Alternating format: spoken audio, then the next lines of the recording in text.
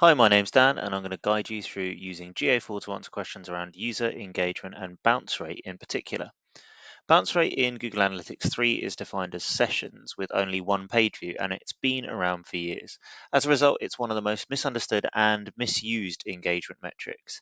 If you're one of the many people migrating from Universal Analytics or Google Analytics 3 and are used to seeing bounce rate as a metric for understanding visitor engagement on your website, you might have noticed that bounce rate is no longer visible in GA4, and you might be looking for it.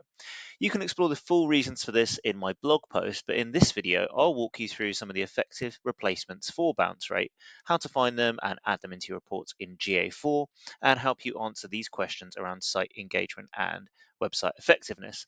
Again, I do encourage you to use the opportunity to ask better questions of your data and not to obsess over bounce rate or any replacements like engagement rate without proper context. And I hope that you can take the learnings to dive deeper into your site and create valuable change in your organization through more effective insights.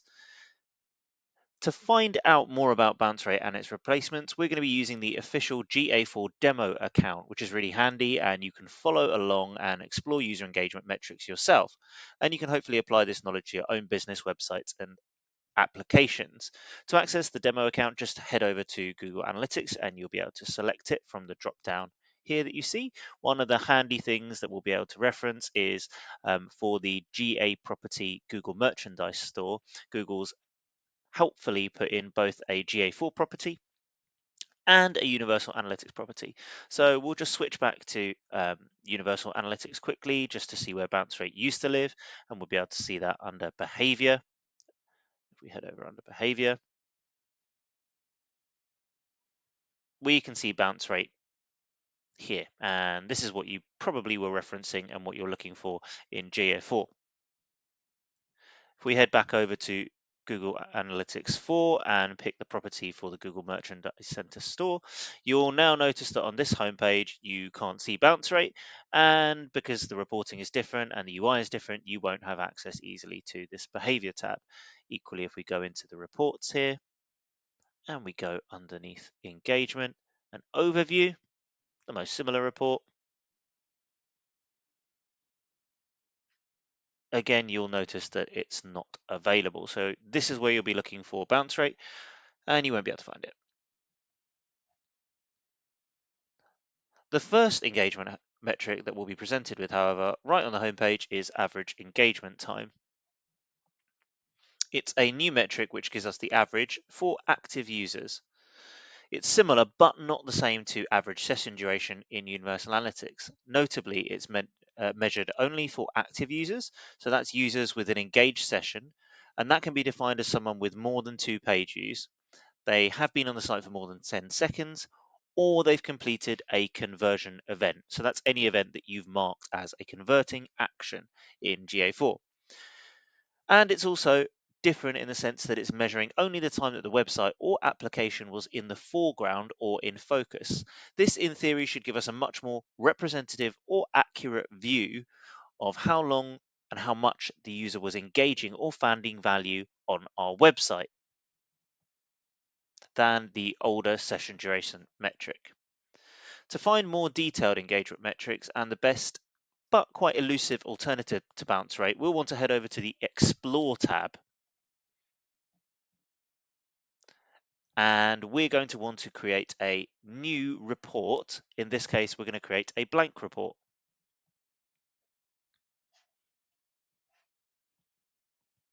Here, we're going to start by adding the metrics that we want to see. We can filter by adding in engagement. When we see engagement, we'll see two different types of metrics, both at the session level and the user level. I'm going to add them all in here and import them so that they appear in our variables tray. And what this enables us to do is use these variables and metrics in our actual report.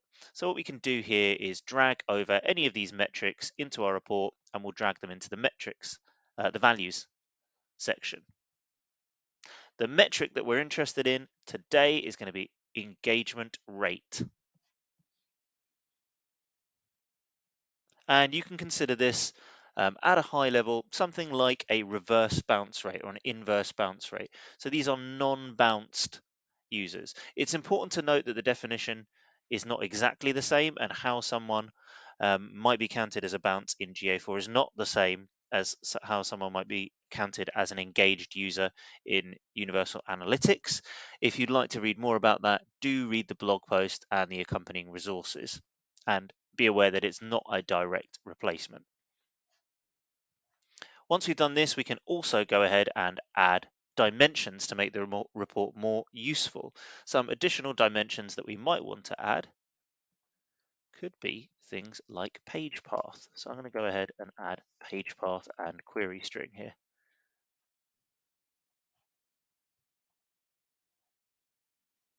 Now what we can do is take page path and screen, and we can add this into our rows. By doing this, we'll be able to see the engagement rate by screen, so by page. And that helps us answer different questions around which of our pages on our website are more or less engaging to different users.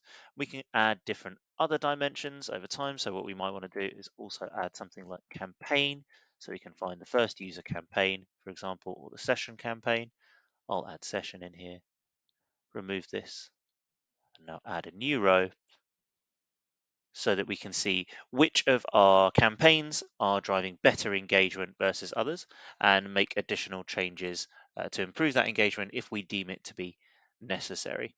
And there you have it. That's a quick overview of some of the updated measures for engagement in GA4, including engagement rate, which is your best proxy for bounce rate if you're migrating from Google Analytics 3, and it can be used to answer similar questions to bounce rate, which of course is now no longer available.